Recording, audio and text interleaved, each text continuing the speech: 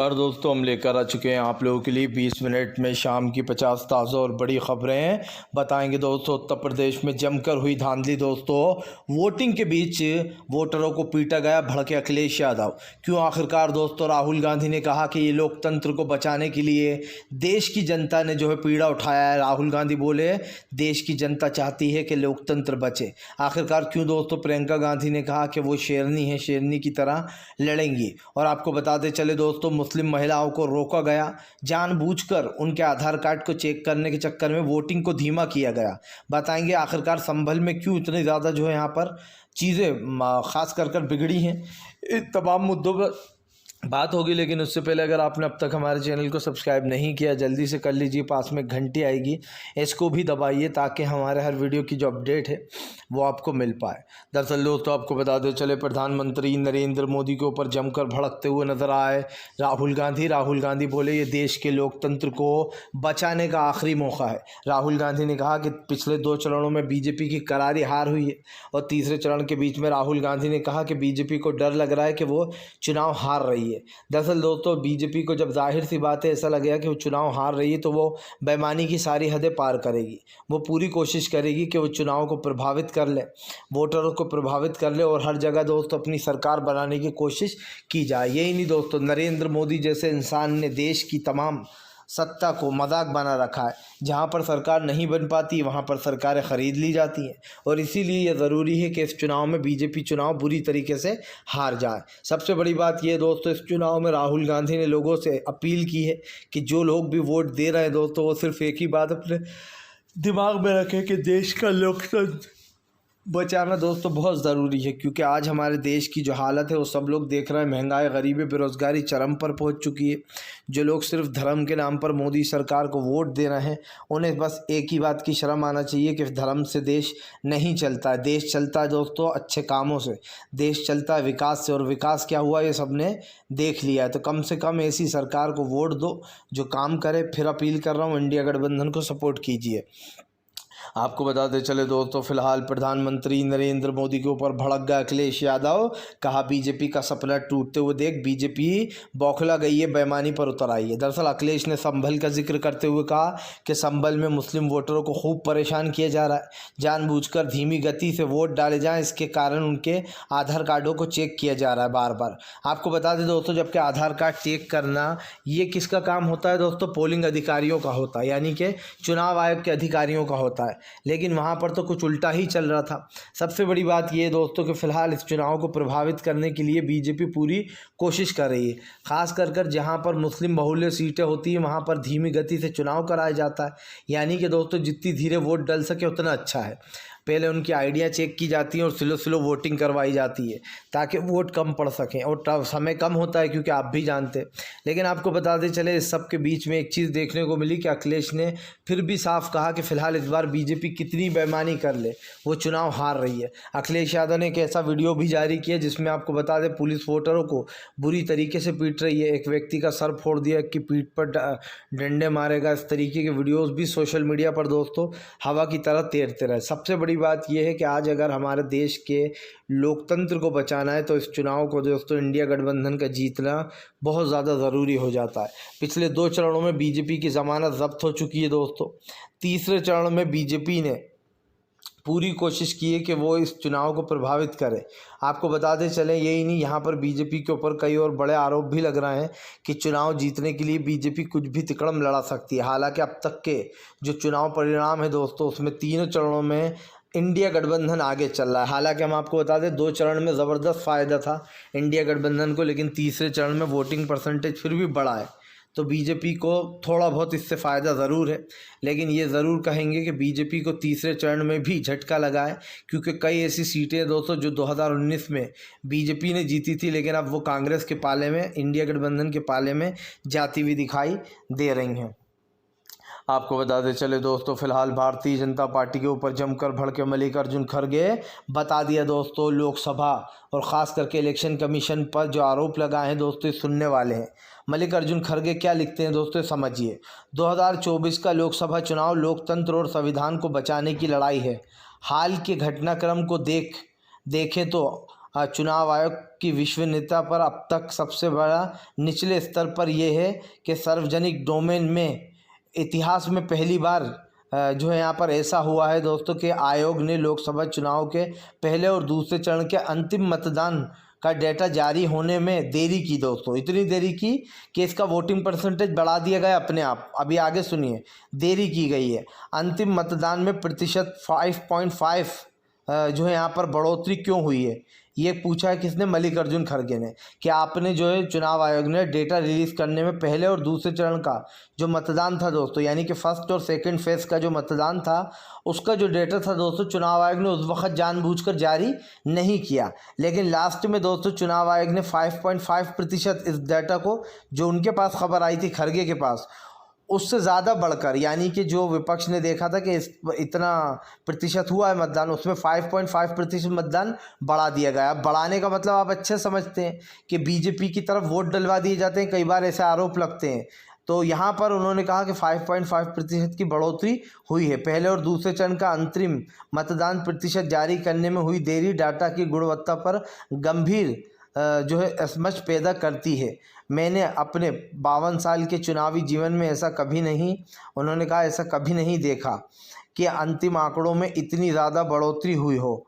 खड़गे ने इंडिया गठबंधन के दलों से कहा है कि हम सभी जानते हैं कि पहले 2 चरणों के मतदान के रुझान से पीएम मोदी और बीजेपी किस तरह घबराए हुए और निराश हैं। पूरा देश जानता है कि सत्ता के नशे में चूर एक निर्गुण शासक कुर्सी पर बने रहने के लिए किसी भी हद तक जा सकता है। यानी कि दोस्तों नरेंद्र मोदी अपने पद को बचाने के लिए किसी भी हद तक जा सकते हैं, चुनावी डेटा बढ़वा सकते हैं दोस्तों, वो ईवीएम में गड़बड़ियां हो सकती हैं, तमाम तरीके की चीज़ें वो करवा सकते हैं। बेसिकली उनका कहने का मतलब ये है। और सवाल ये है दोस्तों कि फ़िलहाल अंतिम दौर में 5.5% का डेटा कैसे बढ़ सकता है। क्या आप लोगों ने जो यहाँ पर खुद एक के बाद एक खुद ही वोट दे डाले हैं? क्या आप लोगों ने फर्जी वोटरों से वोट दिलवाए हैं? ये कई तरीके के सवाल उठने लगे हैं, क्योंकि दोस्तों लास्ट में आपको याद होगा गुजरात में भी ये सवाल उठा था, जब लोकसभा नहीं विधानसभा के चुनाव चल रहे थे, वहाँ पर भी एकदम वोटिंग प्रतिशत जो था वो बहुत बढ़ा दिया गया था। तो अब फिर से 5.5% बढ़ोतरी हुई है, तो इस पर सवाल उठ रहे हैं।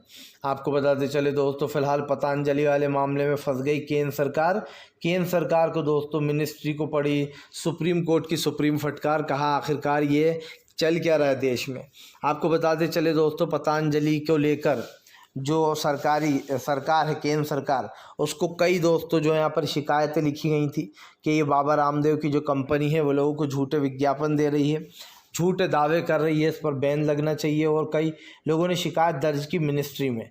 लेकिन दोस्तों आपको बताता चलूँ, मिनिस्ट्री ने कोई भी फैसला इस पर नहीं लिया। पतंजलि विज्ञान पर जो खिलाफ कार्रवाई नहीं करने पर अब फंस गई है भाजपा सरकार। क्योंकि आपको बताते चलें, यहाँ पर आयुष बीजेपी जो मिनिस्ट्री ऑफ आयुष है दोस्तों, उसमें शिकायतें की गई थी। लेकिन आपको बताते चले, बाबा रामदेव क्योंकि बीजेपी के भक्त हैं, बाबा रामदेव और नरेंद्र मोदी की बहुत अच्छी दोस्ती है दोस्तों।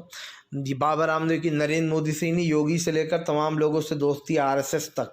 तो आप समझ सकते हैं आरएसएस, बीजेपी, बाबा रामदेव, ये सब लोग दोस्तों एक ही थाली के चट्टे बट्टे हैं। मतलब कहने का ये है कि इनके हिसाब से कोई भी गड़बड़ी करे तो कोई एक्शन नहीं लिया जाता है, क्योंकि बीजेपी दोस्तों इन लोगों के साथ है। मैंने पहले भी कहा है, फिर कहूँगा, भारतीय जनता पार्टी दोस्तों न सिर्फ देश के लोकतंत्र को ख़त्म कर रही है दोस्तों, बल्कि आज हमारे देश की विश्वसनीयता पर सवाल भी उठ रहे हैं। और ये मैं बार बार इसलिए कहता हूँ कि हमारा जो दोस्तों तमाम मुद्दे हैं उस पर कहीं ना कहीं सरकारें बचने का काम करती है। आपको बताते चले दोस्तों, फिलहाल भारतीय जनता पार्टी को लगा बड़ा झटका दोस्तों। कर्नाटक से लेकर महाराष्ट्र तक बीजेपी में टेंशन का माहौल है।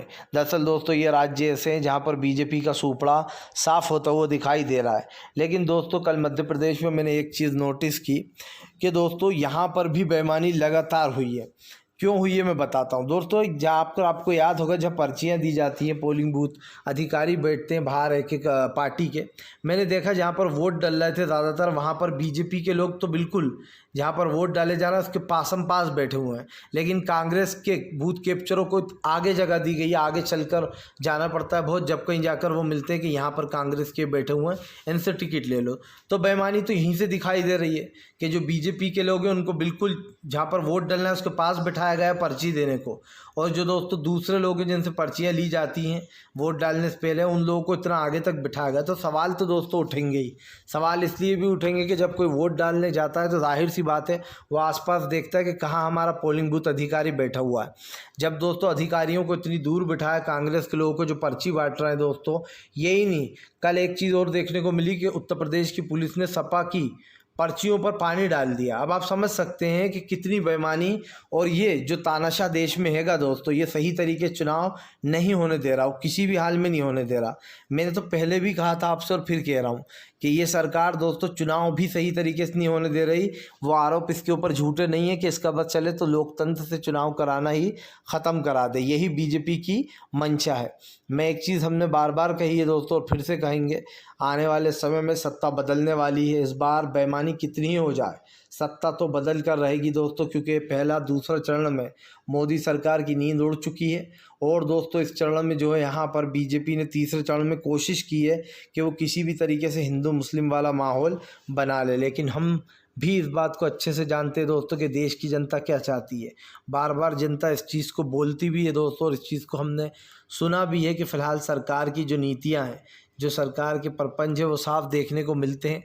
ऐसे में इस सरकार को बदलना अब दोस्तों सिर्फ वो नहीं है दोस्तों मजबूरी, अब इस सरकार को बदलना ज़रूरत हो गया है, क्योंकि एक ऐसी सरकार जो देश के लोकतंत्र को ख़त्म कर रही है, एक ऐसी सरकार दोस्तों जो देश में निष्पक्ष चुनाव नहीं होने देना चाहती, उस सरकार को उखाड़ कर फेंकना बहुत ज़रूरी है। और अगर हम अब तक का आंकड़ा देखें तो इंडिया गठबंधन बीजेपी से कई आगे है दोस्तों, क्योंकि इन परिणामों में चुनाव के साफ दिखाई दे रहा है अब तक इंडिया गठबंधन बीजेपी से बहुत आगे चल रहा है, क्योंकि यहाँ पर दोस्तों इंडिया गठबंधन की ज़बरदस्त पकड़ दिखाई दे रही है।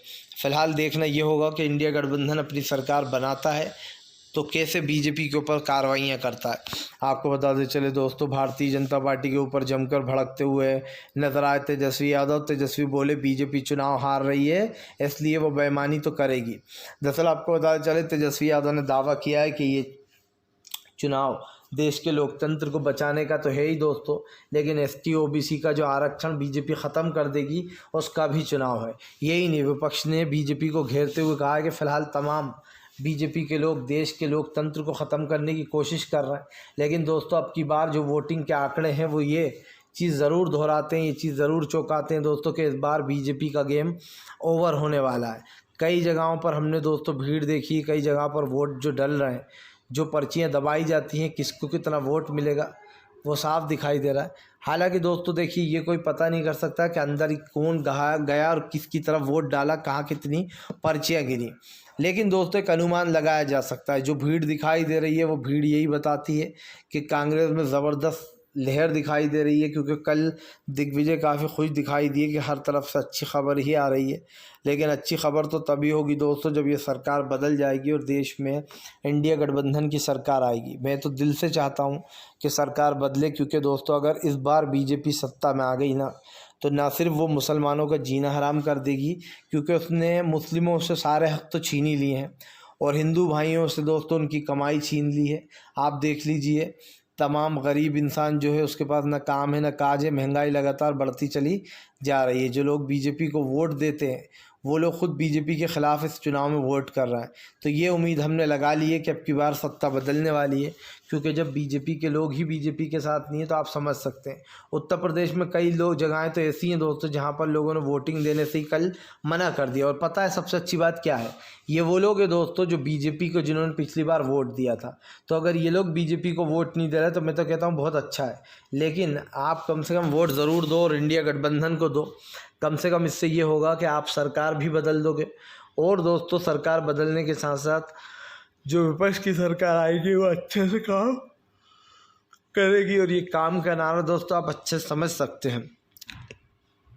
आपको बताते चले दोस्तों फ़िलहाल बड़े बड़े दिग्गजों की नसीब का फ़ैसला हो गया है कल। दिग्विजय से लेकर दोस्तों तो फ़िलहाल सिंधिया तक सिंधिया से लेकर तो तमाम नेताओं तक। आपको बता दें कल के चुनाव में कल नेताओं की साख लगी थी। सबसे ज़्यादा अगर हम देखा जाए दोस्तों तो महाराष्ट्र को एक चेंजर के तौर पर देखा जाता है। कल सबसे बड़ी परीक्षा शरद पवार की थी। अब शरद पवार के सामने दोस्तों चुनौती ये है कि उनको साबित करना है असली एनसीपी कौन है। आपको याद होगा अभी हाल ही में अजीत पवार ने अपने चाचा शिवपाल को धोखा देकर एनसीपी को तोड़ दिया और अब कई नेताओं को अपने साथ लेकर बीजेपी में शामिल हो गए।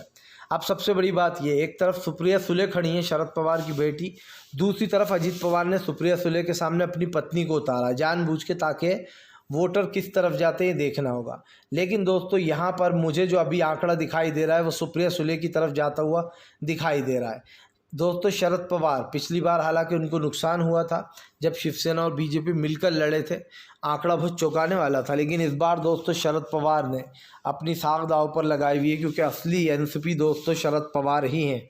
और मुझे पूरा भरोसा है महाराष्ट्र की जनता पर दोस्तों कि गेम चेंजर बनेगी महाराष्ट्र की जनता। क्योंकि सीधी सी बात यह दोस्तों, शरद पवार, सुप्रिया सुले, तमाम लोगों की जो रिपोर्ट कार्ड निकल कर सामने आ रहा है, और उससे एक चीज़ साबित हो जाती है दोस्तों, कई सीटें कांग्रेस ने छोड़ी हैं लोगों के लिए। और इस सीटों में दोस्तों हमने एक आकलन बिठा लिया है कि अगर सारी सीटें जोड़ भी ली जाएं दोस्तों, तो भी बीजेपी मुश्किल से दोस्तों जो यहाँ पर 200 सीट के पार नहीं जा पाएगी। हालांकि 185 राहुल गांधी ने बीजेपी को दी थी सीटें, लेकिन मैं ये कहता हूँ दोस्तों कि ये आकलन सिर्फ 185 तक ही सीमित रह जाए तो और अच्छा है। पर मुझे ऐसा लगता है कि 200 तक बीजेपी पहुंचेगी। लेकिन जो इंडिया गठबंधन है वो लगभग दोस्तों 250 या 252 के लगभग पहुंच सकता है। हालांकि इंडिया गठबंधन 300 का नारा दे रहा है, लेकिन मुझे ऐसा लगता है कि 250 से 252 के लगभग इंडिया गठबंधन की अगर सीटें आती हैं दोस्तों, तो वो सत्ता में नंबर 1 पर आएगा। और मुझे ऐसा लगता है कि जब इतने सारे दल दोस्तों चुनाव मिलकर लड़ रहे हैं, ये देश को बचाने का चुनाव है। ये सिर्फ दोस्तों ऐसा नहीं है कि हमने चुनाव लड़ा और हो गया, ये देश के लोकतंत्र को बचाने का चुनाव है। उम्मीद वही है कि जो लोग दोस्तों देश के लोकतंत्र को ख़त्म करना चाहते हैं, मिटाना चाहते हैं दोस्तों, उनको एक सबक ज़रूर मिलना चाहिए। मैं तो यही उम्मीद करूंगा आप लोगों से कि आप जो है सरकार बदलने का काम करें, ताकि दोस्तों एक देश में नई सरकार आए तो एक नए तरीके से चलना चाहिए सब कुछ, और अब पता रहना चाहिए लोगों को कि हाँ वाकई में सरकार चल रही है। आपको बताते चले दोस्तों, भारतीय जनता पार्टी के ऊपर जमकर भड़कते हुए नजर आए दोस्तों असदुद्दीन ओवैसी बोले बीजेपी धर्म के नाम पर वोट मांगती है, चुनाव आयोग सोता रहता है। दरअसल दोस्तों क्या चुनाव आयोग पर सवाल नहीं उठना चाहिए। कई जगहों पर देखा गया दोस्तों भगवान श्री राम की गुजरात में फ़ोटो लगा दी गई ताकि वोटर उसको देखकर प्रभावित हो और वोट देने आए। दोस्तों आप समझिए चुनाव के बीच में धर्म का क्या काम है, ये सबसे बड़ा सवाल बनता है। कई जगह पर ऐसी चीज़ें हुई हैं जहाँ बीजेपी ने दोस्तों ये सब कुछ कांड किए हैं। गुजरात में सीधे सीधे वोटरों को लुभाने के लिए एक तरफ जो है श्री राम की फ़ोटो रख दी गई कि लोग दोस्तों बीजेपी को वोट दे जाकर। मुझे समझ में नहीं आता कि ये चुनाव हो रहा है या फिर मजाक किया जा रहा है। ये चुनाव, हालांकि दोस्तों विपक्ष एक चीज़ ज़रूर जानता कि ये चुनाव निष्पक्ष नहीं होगा, तब भी विपक्ष अपनी पूरी जान लगा रहा है, क्योंकि उसे उम्मीद है दोस्तों कि उसको इतने वोट मिलेंगे कि बीजेपी की इस बार ईवीएम जो है वो भी बुरी तरीके से हार जाएगी। और सबसे बड़ी बात यह है दोस्तों कि फ़िलहाल तीसरा चरण, 2 चरण बहुत अच्छे गए, लेकिन तीसरे चरण में फिर भी दोस्तों अच्छी खासी वोटिंग हो गई है। इससे बीजेपी को उम्मीद है। लेकिन आपको बताते चलें बीजेपी का एक माइनस पॉइंट ये है कि फ़िलहाल यहाँ पर कई ऐसी सीटें हैं जहाँ पर बीजेपी को 2019 में वोट मिले, पर अब की बार लोगों ने बहिष्कार किया वोट देने से। दूसरा फ़ायदा विपक्ष को ये है कि कई सीटों पर दोस्तों बीजेपी हार रही है। अब की बार बीजेपी को कई सीटों का नुकसान हुआ है जो 2019 में उनके पक्ष में थी। तो ये मानकर चलना चाहिए दोस्तों कि फ़िलहाल इस बार आंकड़े चौंकाने वाले आएंगे। कभी कभी आपको याद है दोस्तों अच्छे से अच्छे इंसान का जो ओपिनियन पोल है वो बुरी तरीके से फेल हो जाते हैं। और ये मैंने इस चुनाव में ऑब्जर्व किया। सब लोग कह रहे थे मध्य प्रदेश कांग्रेस जीतेगी, और सच बोलिए तो माहौल भी वही दिखाई दे रहा था। लेकिन माहौल तब बदल गया जब पूरा का पूरा नतीजा सामने आया और शिवराज सिंह चौहान की एक तरीके से आंधी आ गई मध्य प्रदेश में। लेकिन अब की बार दोस्तों आंकड़े काफ़ी चौंकाने वाले आएंगे। अब की बार शिवराज सिंह चौहान नहीं है, मोहन यादव हैं। लेकिन दोस्तों जैसे कि मैंने कहा कि जो लोग बीजेपी को वोट देते हैं वो चेहरा देख के नहीं, वो सिर्फ हिंदुत्व पर वोट देते हैं कि कौन खड़ा हुआ, हिंदुत्व पर देते हैं।